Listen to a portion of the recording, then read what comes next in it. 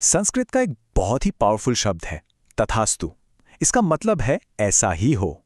आप कह सकते हैं कि एक दिव्य स्वीकृति है, एक डिवाइन यस, जब किसी की प्रार्थना या इच्छा पूरी तरह से मान ली जाती है। तो आज हम इसी तथास्तु की शक्ति को समझने के लिए एक बहुत ही खास पौराणिक कथा की दुनिया में चलेंगे। ये कहानी है तारा रानी की, एक ऐसी कहानी जो आस्था और भक्ति की सही मायनों में एक मिसाल है। तो चलिए, सबसे पहले एक सवाल, और सवाल ये है कि आखिर ऐसा क्यों है कि माँ का कोई भी जागरण तब तक अधूरा माना जाता है जब तक उसमें तारा रानी की कहानी न सुनाई जाए। हाँ, आखिर क्या है इस कथा में इतना खास? चलिए पता लगाते हैं। इस सवाल का जवाब ना आज में नहीं है। इसके लिए हमें थोड़ा सा पीछे जाना होगा समय में, क्योंकि इस कहानी की जो जड़ें हैं वो इसके किरदारों के पिछले जन्म से जुड़ी हुई हैं। तो बात कुछ यूं है कि मान्यताओं के हिसाब से तारा और रुक्मिणी असल में देवराज इंद्र के दरबार की अप्सराएं हुआ करती थीं। लेकिन जैसा कि अक्सर कथाओं में होता है, एक ऋषि ने उन्हें श्राप दे दिया और उस श्राप के चलते उन्हें धरती पर एक इंसान के रूप में जन्म लेना पड़ा। और यहीं पर एक ऐसी घटना घटी जिसने दोनों बहनों की किस्मत हमेशा हमेशा के लिए बदल दी। हुआ ये कि एक पवित्र व्रत रखा गया था। तारा ने तो पूरी श्रद्धा, पूरी निष्ठा से अपना व्रत पूरा किया, लेकिन रुक्मिणी उनसे एक चूक हो गई और उनका व्रत खंडित हो गया। और बस उसी एक पल ने तय कर दिया कि उनके अगले जन्म का सफर कैसा होगा। नतीजा, तारा बनी एक रानी और रुक्मिणी को जन्म मिला एक साधारण से घर में। चलिए अब आते हैं कहानी के मेन पार्ट पर, उनके नए जीवन पर, जहां रानी की आस्था की सबसे बड़ी, सबसे कठिन परीक्षा होने वाली थी।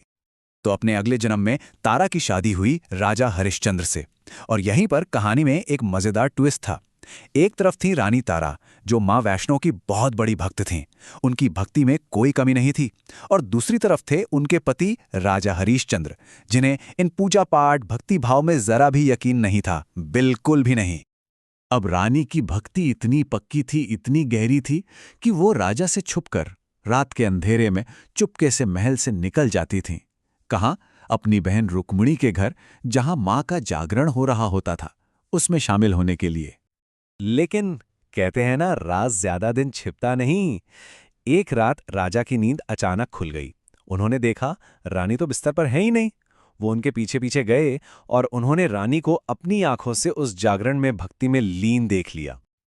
अब ये सब देखकर राजा का गुस्सा तो 7वें आसमान पर पहुंच गया। वो आग बबूला हो गए। उन्होंने रानी की भक्ति को सीधे सीधे चैलेंज कर दिया। कहा, अगर तुम्हारी देवी में वाकई कोई शक्ति है तो मुझे सबूत दो। और बस यहीं से कहानी अपने सबसे ड्रामेटिक, सबसे अहम मोड़ पर आ जाती है। ये वो पल था जहां आस्था को अपना सबसे बड़ा इम्तिहान देना था। रानी की आस्था देखिए, वो बिल्कुल नहीं डगमगाईं। उन्होंने राजा के सामने एक ऐसी शर्त रखी जिसकी कोई सोच भी नहीं सकता।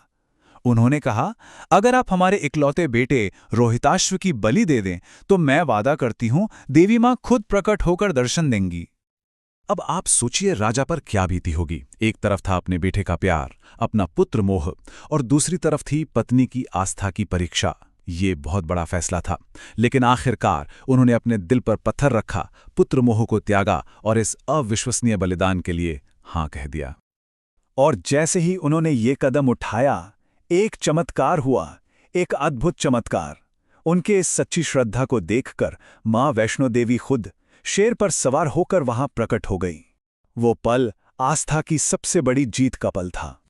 इस डिवाइन मोमेंट के बाद सब कुछ बदल गया, हमेशा के लिए। ये सिर्फ एक चमत्कार की कहानी नहीं है, ये कहानी है एक नास्तिक, एक शक करने वाले राजा के पूरी तरह बदल जाने की। तो फिर क्या हुआ? सबसे पहले तो मां ने उनके बेटे को फिर से जिंदा कर दिया। ये देखते ही राजा का सारा घमंड, सारा शक पल भर में टूट गया। वो मां के चरणों में गिर पड़े, उनसे माफी मांगी और उस दिन के बाद वो एक सच्चे भक्त बन गए। और इतना ही नहीं, जाते जाते मां ने एक वरदान भी दिया।